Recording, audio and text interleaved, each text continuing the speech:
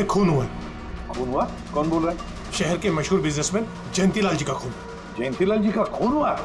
कौन बोल रहा है ये? देखिए सर, मैं कौन बोल रहा हूँ ये इम्पोर्टेंट नहीं है।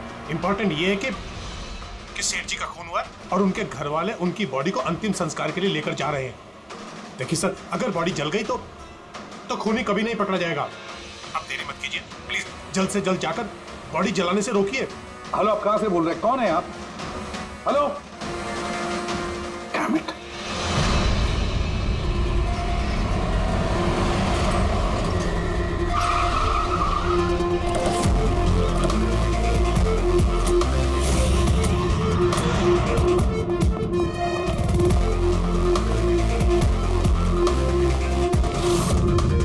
अरे कौन है आप लोग?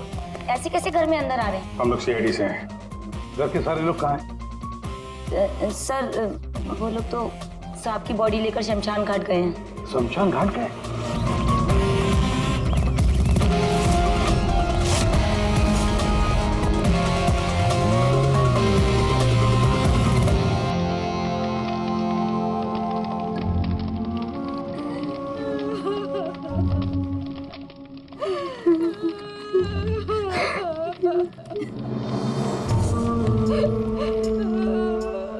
क्या बताऊं मैं, यकीन नहीं हो रहा कि जयंती भाई अब हमारे बीच नहीं है। 15 साल पुरानी दोस्ती थी मेरी। वो तो मेरे बड़े भाई जैसे थे। पता नहीं ये सब कैसे अचानक से हो गया।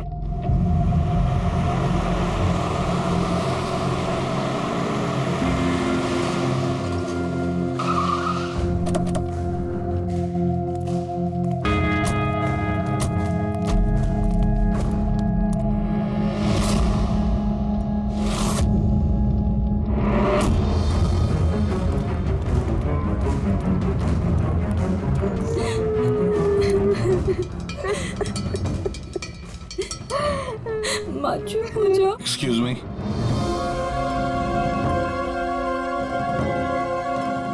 देखिए हम लोग सीआईडी से हैं।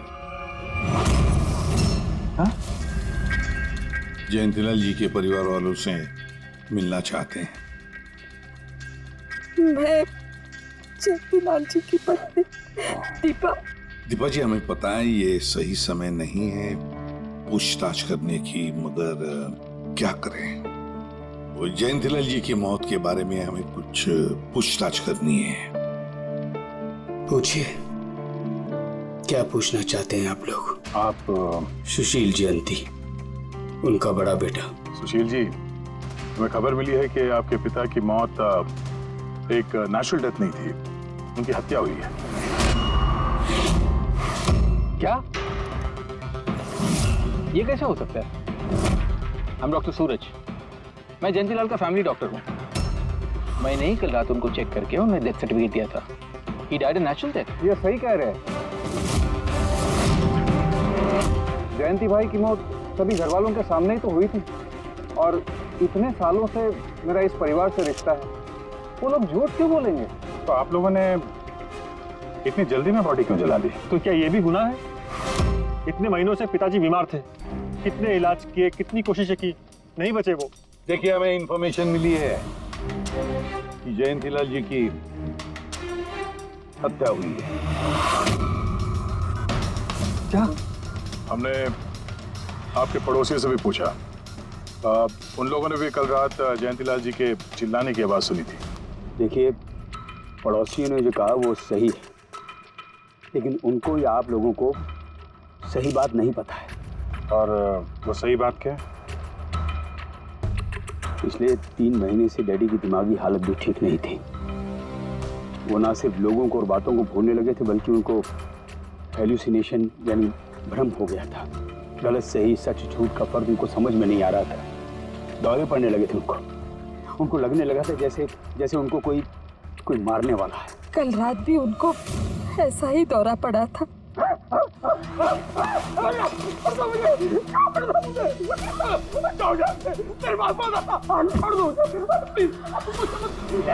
शांत, कूल कूल कूल। इंजेक्शन गई। फास्ट कम कम फास्ट। डैडी शांत, रिलैक्स। कुछ नहीं होगा। पापा संभालो क्या? अरे ये क्या कर रहे हो? बच्चों की तरह क्यों जिद कर रहे हो? सुशील जी, उनका स्लीव ऊपर करो। जाने दो, मुझे मारो। बस बस बस बस।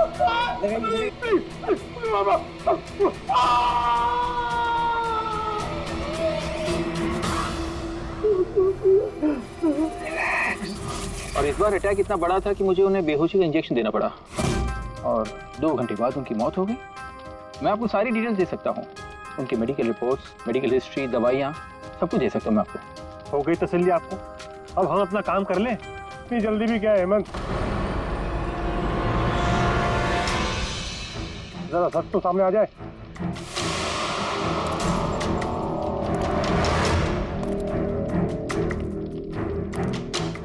आप सब, मेरा नाम मोहन, मैं जयंतीलाल जी का वकील। मैंने आपको फोन किया था सर। मोहन जी, आपको ऐसा क्यों लगता है कि जयंतीलाल जी की हत्या हुई है? मेरे शक की वजह है उनकी वसीयत। लेकिन ऐसा क्या है इस वसीयत में? सब कुछ, कि उनकी जायदाद में से किसको कितना हिस्सा मिलेगा। उससे क्या फर्क पड़ता है? हम सब एक फैमिली हैं, किसी को छोटा किसी को बड़ा शेयर मिलेगा, यही ना? दैट्स ओके, कोई फर्क नहीं पड़ता है। अगर जयंतीलाल जी की मौत नेचुरल ना होकर मर्डर साबित हुई तो आप में से किसी को भी उनकी जायदाद का कोई हिस्सा नहीं मिलेगा। Nothing at all. ऐसे कैसे हो सकता है? मुझे बराबर याद है कि 1 साल पहले उन्होंने मेरी सलाह लेकर ही ये वसीयत बनाई थी और उसमें तो ऐसा कुछ भी नहीं लिखा था। दीपा जी, 3 महीना पहले उन्होंने नई वसीयत बनवाई थी। ये क्या बोल रहे हैं आप? ये कैसे हो सकता है? ये सब कुछ बकवास है। अरे पिताजी आपको कब मिले?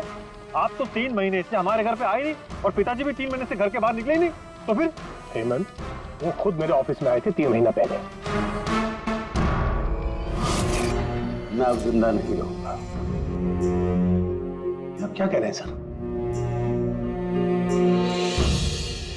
कोई मेरी जान लेना चाहता है, मुझे मार डालेगा।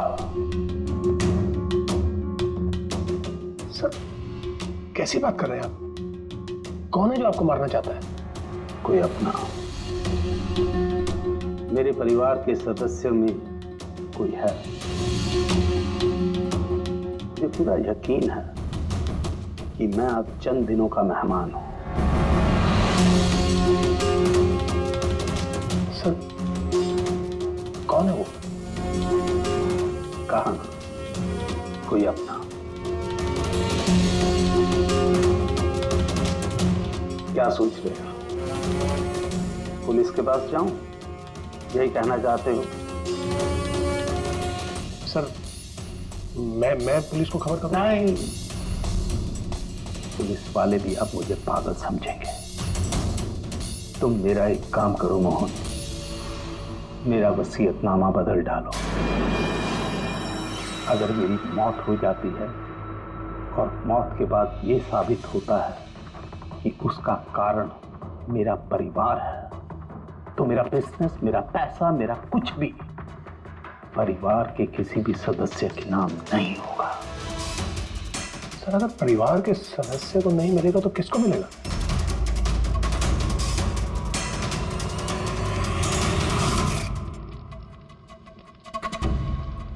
हमें नहीं तो किसे मोहन? जायदाद किसको मिलेगी? सर, सीआईडी को।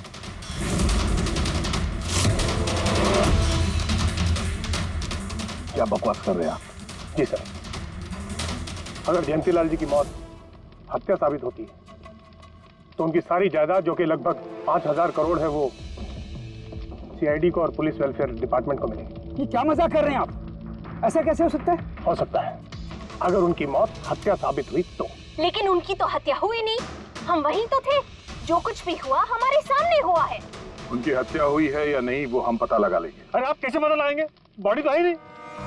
बॉडी जल चुकी तो क्या हुआ, राख तो है। जब तक ये केस सुलझती नहीं तब तक जयंतीलाल जी की राख हमारी कस्टडी में रहेगी। अरे लेकिन सॉरी मैम।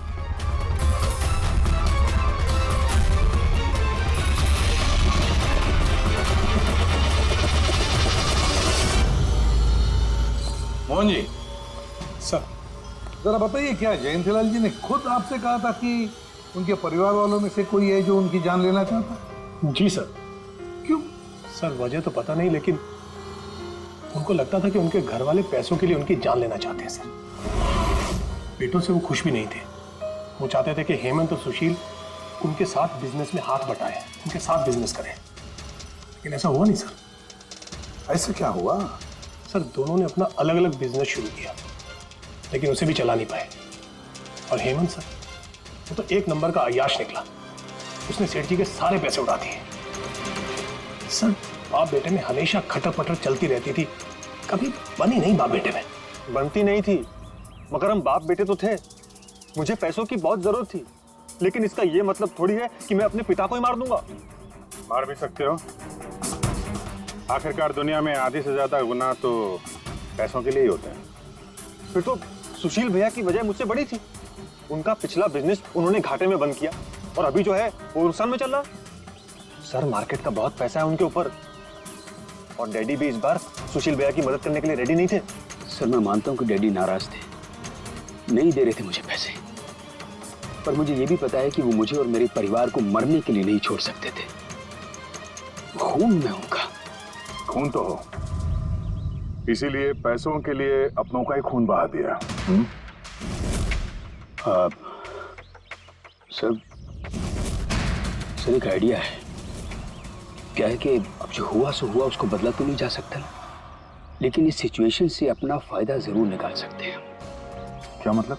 वो सर आप ये मामला सुलझा दीजिए। मान लीजिए कि नेचुरल डेथ थी। अब वसीयत के हिसाब से पैसे सीआईडी और मुंबई पुलिस की जगह हमें मिलेंगे, जो उसके असली हकदार हैं। नहीं, आप लोगों का जो नुकसान हुआ होगा वो हम आपस में समझ लेंगे ना। सुशील जी, हर आदमी एक जैसा नहीं होता, और दोबारा ऐसे बात करने की गलती नहीं करना, समझे? तुम अपनी दादाजी से बहुत करीब थी ना? दादाजी मुझे बहुत प्यार करते थे। हम दोनों बेस्ट फ्रेंड्स के जैसे थे, एक दूसरे से सारी बातें शेयर करते थे। कभी दादाजी ने तुमसे ये कहा था कि उनकी जान को खतरा है, कोई उन्हें मारना चाहता है, ऐसे कभी कुछ कहा था उन्होंने? उन्हें हर किसी से डर लगता था। दादाजी सिर्फ मेरे पे विश्वास करते थे, बाकी उन्हें सबसे डर लगता था। तो उन्हें लगता था कि कोई उन्हें मार देगा। चलो दादू, अब हम खाना खाएंगे। क्या ये? चलो चलो चलो चलो दादू। मुझे वो सब लोग इसमें जहर मिला के मुझे मारना चाहते हैं। कौन मारना चाहता है दादू आपको? वो सब लोग मिले हुए हैं, सब मेरे खिलाफ साजिश कर रहे हैं। तुम मत खा, अरे फेंक देते, वरना तू भी मर जाएगी। दादू आप मेरा विश्वास करो, ये खाना मैंने अपने हाथों से बनाया, इसमें कुछ नहीं है, इसमें जहर भी नहीं, कुछ नहीं है। दादू आप मेरा विश्वास करो। देखो देखो देखो, मेरे हाथों में खा रही हूँ ना, देखो देखो, मुझे कुछ हुआ, मैंने अपने हाथों से बनाया। चलो दादू, चलो चलो चलो, खाओ खाओ खाओ खाओ। गुड दादू, गुड दादू। चलो एक और बाइट, जल्दी से जल्दी से जल्दी से जल्दी से एक और बाइट खाएंगे। अच्छा है ना दादू? गुड गुड, चलो चलो। कितना प्यार करती है, तू मेरा कितना ख्याल रखती है, बाकी सब लोग मेरी दौलत के पीछे मुझे मार देंगे। दादू आपको कुछ नहीं होगा, आपका बहादुर बच्चा है ना इधर, मैं आपको कुछ नहीं होने दूंगी। देखो, अब तुम घर जाओ, जाओ, और देखो किसी भी चीज की जरूरत पड़े तो मुझे फोन करना, ठीक है? जाओ।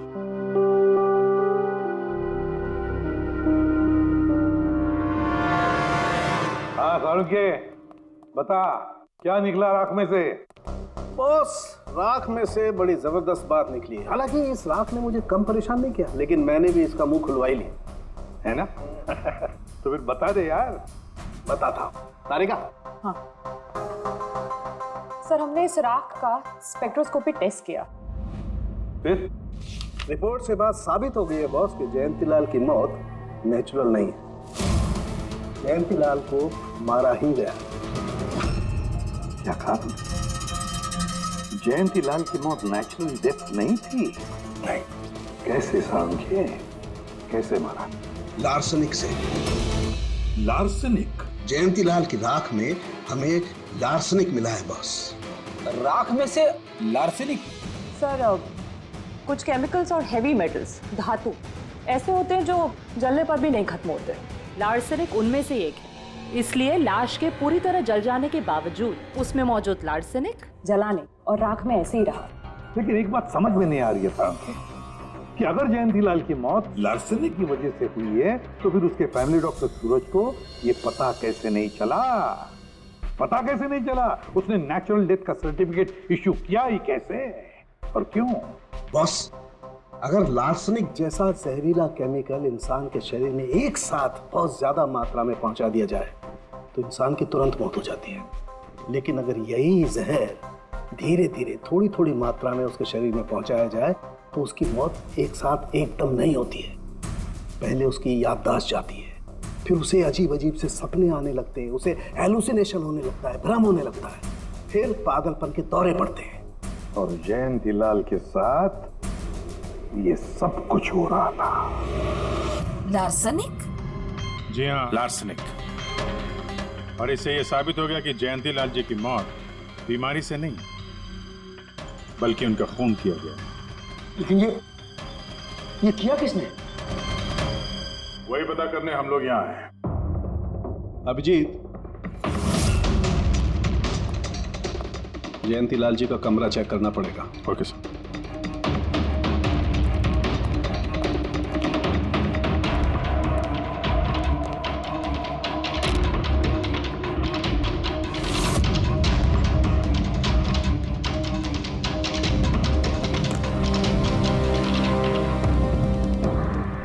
हम पे शक कर रहे हैं?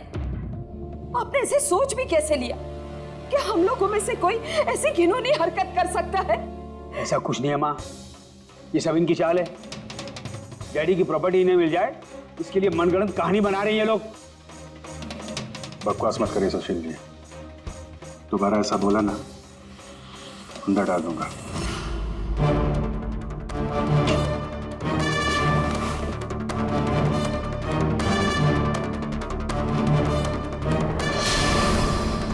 आप धमकाकर हमें चुप करा सकते हैं लेकिन कुछ साबित नहीं कर सकते। एग्जैक्टली। आप लोग ये सब कुछ इन 5000 करोड़ के लालच में कर रहे हैं ना? बोल चुके आप लोग, अब बस सीआईडी को अपना काम करने दीजिए। क्या मजाक नहीं चल रहा है? एक आदमी का खून हुआ है, खून। आप सबकी भलाई इसी में है कि हमारे साथ कोऑपरेट करें। अच्छा, अब सीआईडी धमकाने भी लगी है। ये धमकी नहीं है, ये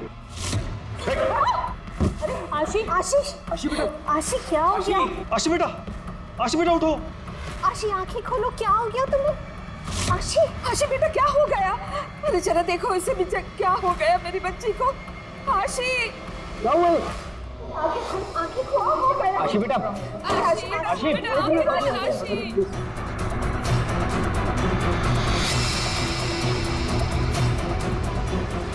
क्या हो गया आशी? आशी, इसे हॉस्पिटल ले जाना पड़ेगा फौरन। हाँ पंकज। क्या? माय गॉड, ये अच्छा ठीक है। क्या हुआ? ये डॉक्टर सूरज ने आशी के कुछ टेस्ट किए थे, पता चला कि उसके खून में भी लार्सेनिक है। लेकिन सर, लार्सेनिक आशी के खून में पहुंचा कैसे होगा? सर ऐसी कोई कॉमन चीज जो जयंतीलाल जी और आशी दोनों के कांटेक्ट में आई हो? खाना। अब आशी ने बताया था ना कि कुछ दिनों से जयंतीलाल जी का खाना वो खुद टेस्ट कर रही थी।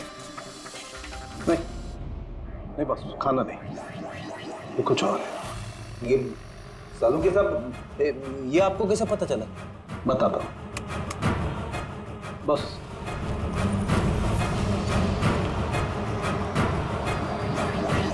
ये है वो बाल जो हमें जयंतीलाल के हेयर ब्रश में से मिला है। अब लार्सनिक तो अधिकतर नाखूनों में और बालों में ही जमा होता है। तो जब हमने इस बाल के छोटे छोटे टुकड़े करके एनालिसिस किया तो रिजल्ट आया ये। और सर हमने इन टुकड़ों का एटॉमिक अब्जॉर्प्शन टेस्ट किया तो पता चला कि दूसरे केमिकल्स के साथ साथ इसमें लार्सेनिक भी है। अब क्योंकि बाल धीरे धीरे बढ़ते हैं इसलिए हमने इस रिजल्ट को कैलेंडर के साथ टैली किया। बॉस, तब हमें पता चला कि जयंतीलाल को ये लार्सनिक 8 से 10 दिन के गैप में दिया जा रहा। और 8-10 दिन के गैप में? इसका मतलब जो भी है जयंतीलाल को हर 8-10 दिन के इंटरवल पर लार्सनिक दे रहा था, धीरे धीरे मार रहा था। और इसकी शुरुआत हुई बॉस 3 महीने पहले। 3 महीने पहले? सर हाँ, फिर तो खूनी जयंतीलाल जी के घर वालों में से कोई नहीं होगा। परिवार वाले 8-10 दिन तक इंतजार क्यों करेंगे? एक ही बार में मार देंगे।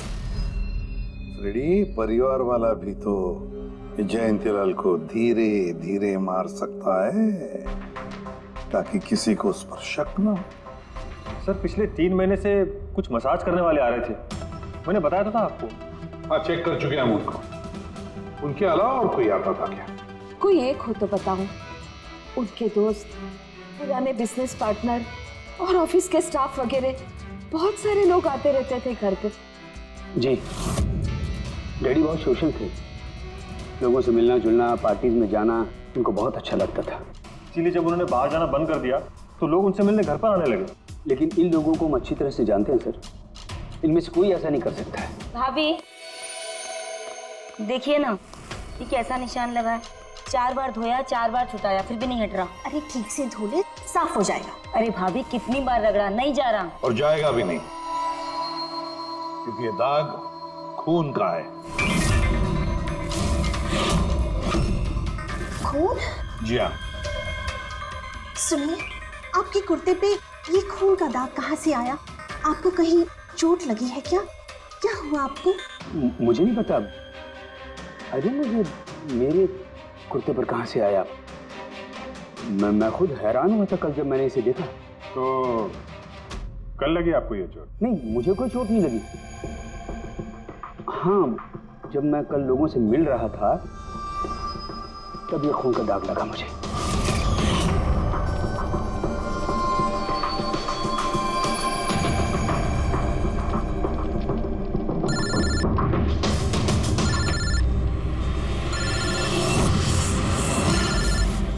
बिना चोट खून के धब्बे, अजीब बात है।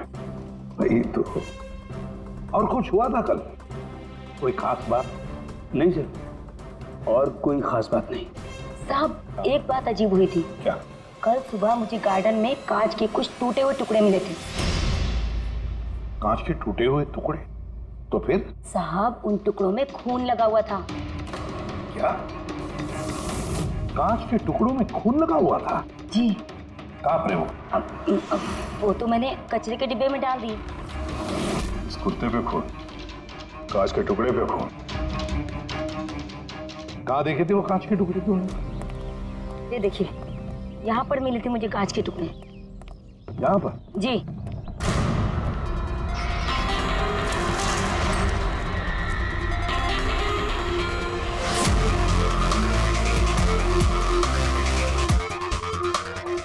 टूटा हुआ बल्ब है सर।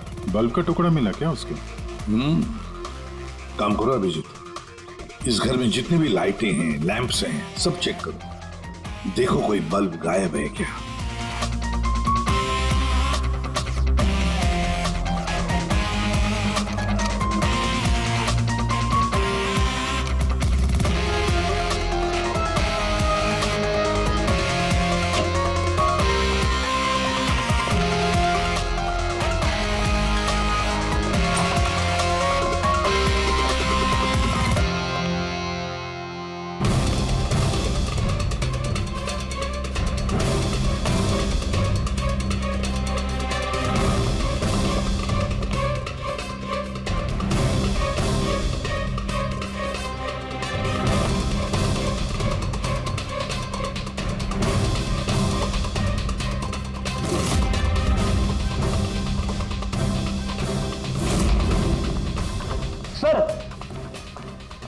देख लिया, कांच का टूटा हुआ सामान कहीं पे भी नहीं है।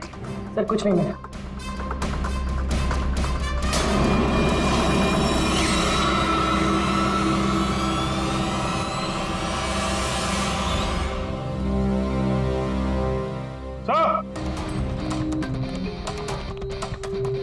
हाँ जी, ये सही, ये देखिए,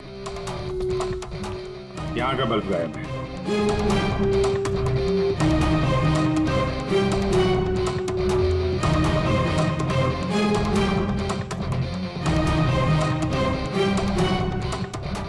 बड़ी अजीब बात है, ये लैम्प तो बिल्कुल ठीक था।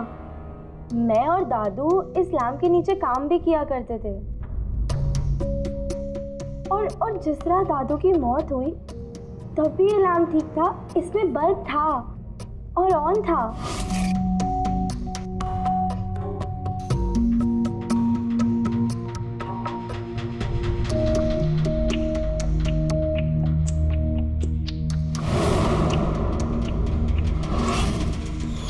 तो फिर इस लैम्प से बल्ब अचानक गायब कैसे हो गया? क्यों कविता? नहीं साहब, मुझे कुछ नहीं मालूम कि बल्ब कैसे गायब हुआ, किसने निकाला, मैं कुछ नहीं जानती। लेकिन सर ये बल्ब कोई गायब करेगा क्यों? सर इस बल्ब का और इस लैम्प का कुछ ना कुछ तो लेना देना है इस केस में।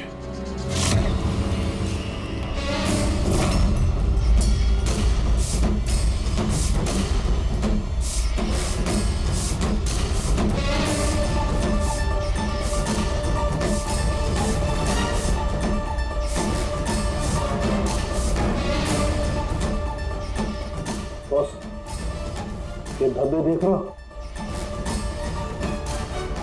ये धब्बे लार्सनिक के हैं। लेकिन लार्सनिक के धब्बे पूरे लैंप पर कैसे हैं? बॉस, हुआ ये होगा, खूनी जयंतीलाल जी के घर पे आता होगा हर 8 या 10 दिन में। नमस्ते साहब, साहब ऊपर है अपने कमरे में।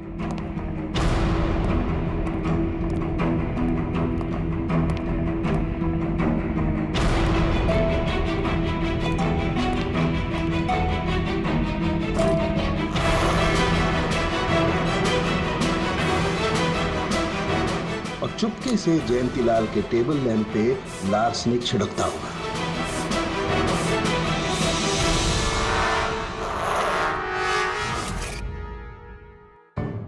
शायद जयंतीलाल जी हमेशा इस टेबल पर बैठ करके काम किया करते थे।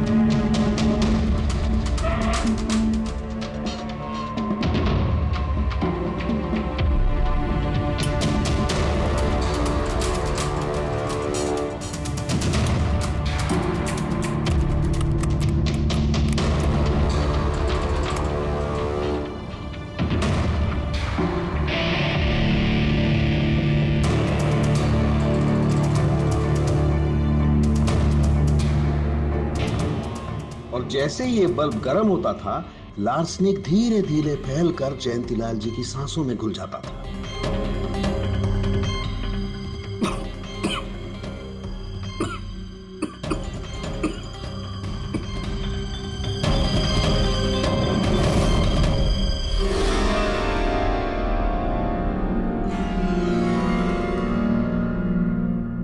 सालों के साथ आशी को लार्सेनिक का इतना असर क्यों नहीं हुआ? उसे लार्सनिक का इतना असर इसलिए नहीं हुआ फ्रेडी, क्योंकि वो यहाँ हमेशा नहीं रहती थी, कभी कभी आती थी अपने दादाजी के पास। यार ये जो भी कोई है, इस जयंतीलाल के और घर वालों के करीब का ही कोई है, इसलिए वो जयंतीलाल की मौत के वक्त यहाँ मौजूद था और मौत होने के बाद में सबूत मिटाने के लिए उसने उस लैंप में से वो बल्ब निकालकर अपने जेब में रख दिया होगा और फिर सभी घर वालों से मिलते वक्त सुशील जी को भी अपने गले लगा लिया। जैसे सुशील को उसने गले लगा लिया, उसके जेब में जो उसने बल्ब छुपा के रखा होगा वो फूट गया, जिसकी वजह से उसके कमर में जख्म भी हुई और उस जख्म से जो लहू निकला, जो खून निकला, वो सुशील के कपड़ों पर आया। मतलब सर खूनी घर वालों में से ही कोई होगा? नहीं फ्रेडी, घर वाला तो नहीं लगता, और घर वाला होता तो बस जेब में रख के थोड़ी ना घूमता। ये तो कोई ऐसा आदमी है जिसके पास वही एक मौका था सबूत मिटाने का, वो चंद मिनट। घर वाला तो कभी भी निकाल लेता। सर उस दिन तो कितने लोग आए थे यहाँ, खूनी का पता कैसे चलेगा? सर उस दिन मीडिया के लोग भी आए थे, कौन आया कौन गया ये सब रिकॉर्ड तो किया ही होगा उन लोगों ने। तो चलो देख लेते हैं किस किस ने सुशील जी को गले लगाया था।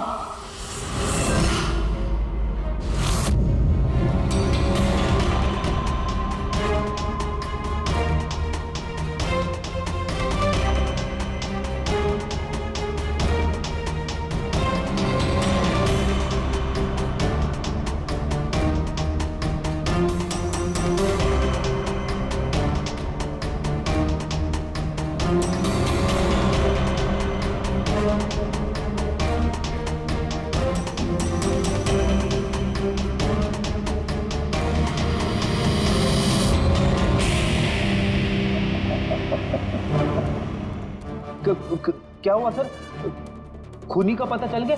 हाँ फ्रेडी, खूनी मिल गया। कौन है? फ्रेडी, इस आदमी की पूरी कुंडली निकालो, पता लगाओ पिछले 3 महीनों में ये कहां कहां गया था, किस किस से मिला था, क्या क्या किया है इसने, सब कुछ।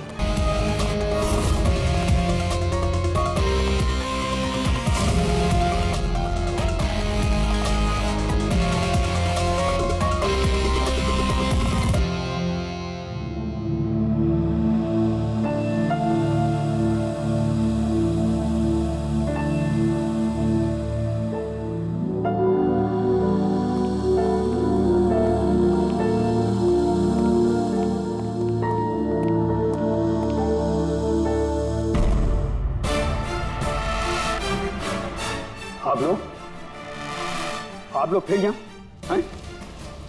खूनी का तो पता चला नहीं होगा, कुछ छानबीन रहेगी होगी। नहीं सुशील जी, कोई छानबीन नहीं बची है, खूनी का पता चल गया और खूनी अभी इसी वक्त यहाँ हम सब के बीच मौजूद है।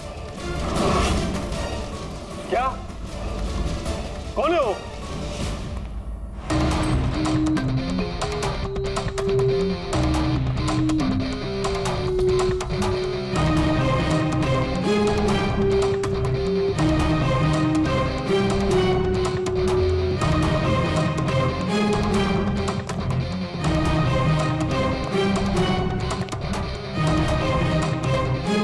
अरविंद जी,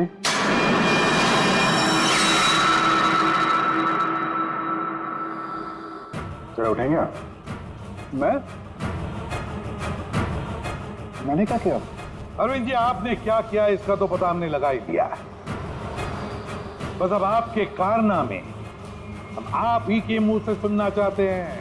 क्या बकवास है ये? आप मुझ पर इल्जाम लगा रहे हैं। आपको क्या लगता है कि मैंने जयंती को मारा? अभिजीत, मौका मिला था, मान जाते तो सबके सामने कपड़े नहीं उतरते। जरा एक कुर्ता उठाना। क्यों? अरे उठाओ सर। क्यों?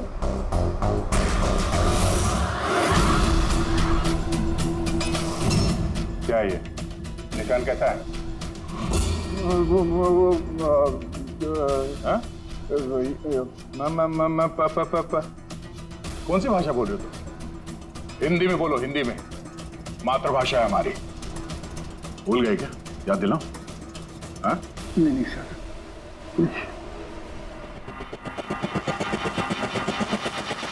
बताता हूँ। नफरत करता था मैं जयंती से। 5 साल पहले हमने एक बिजनेस शुरू किया था।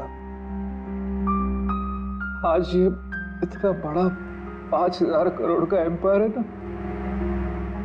वो मेरे मेहनत की कमाई थी। मैंने अपनी जिंदगी की सारी जमा पूंजी इस बिजनेस पे लगाई थी, पर जयंती की नीयत में खोट थी। उसने मुझे धोखा दिया, मुझे मेरी कंपनी से निकाल दिया। तब मैंने सोचा कि जब मौका मिलेगा तो मैं इसका हिसाब चुकता करूंगा। और वो मौका तुम्हें मिला 3 महीने पहले एडवोकेट मोहन के ऑफिस में, जहां पर जयंतीलाल जी भी आए थे और तुमने चुपके से उन दोनों की बातें सुन ली थी। अगर मेरी मौत हो जाती है और मौत के बाद ये साबित होता है कि मेरी किसी ने हत्या की है, तो मेरा बिजनेस, मेरा पैसा, कुछ भी मेरे परिवार के किसी भी सदस्य को नहीं मिलेगा। सर, अगर परिवार के सदस्य को नहीं मिलेगा तो किसको मिलेगा?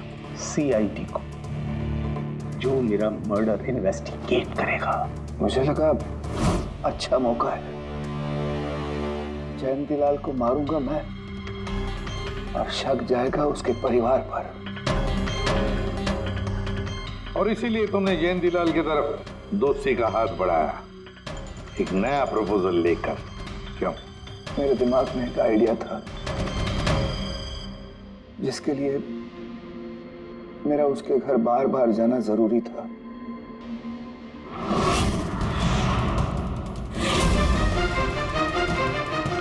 साहब ऊपर है अपने कमरे में।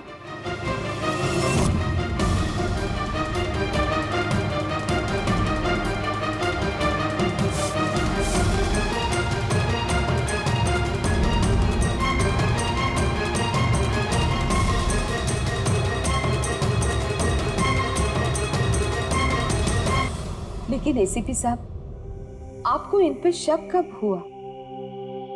दीपा जी, जयंतीलाल जी की अंत्येष्टि के दिन जो मीडिया कवरेज हुआ था, जो मीडिया वालों ने वीडियो फुटेज लिया था, उसकी मदद से जयंतीलाल जी के अंत्येष्टि के दिन घर के बाहर जो इन्होंने कुर्ता पहना था, शमशान भूमि पर वो कुर्ता बदल दिया गया था, क्योंकि उस पर खून जो लगा हुआ था।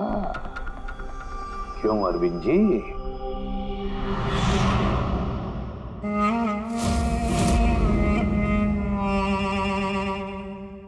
अरविंद जी, बदले की आग में तुमने जयंतीलाल का खून कर दिया। क्या मिला तुम्हें? कैसा सुख मिला? गलत किया तुमने, गलत किया। रेडी? थैंक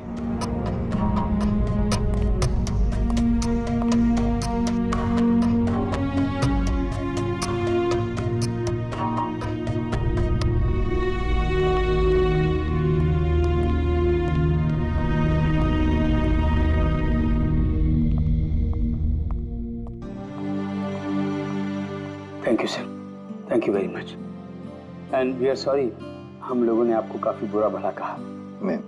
दरअसल हमें लगा कि पैसों के चक्कर में आप हम परिवार वालों को इस केस में कल्प्रिट बनाने की कोशिश कर रहे हैं। नहीं, कोई बात नहीं। एसीपी साहब, मैं मेरे पति की अंतिम इच्छा पूरी करना चाहती हूँ। सीआईडी और पुलिस वेलफेयर फंड में मैं डेफिनेटली डोनेट करूंगी। Thank you very much. Thank you.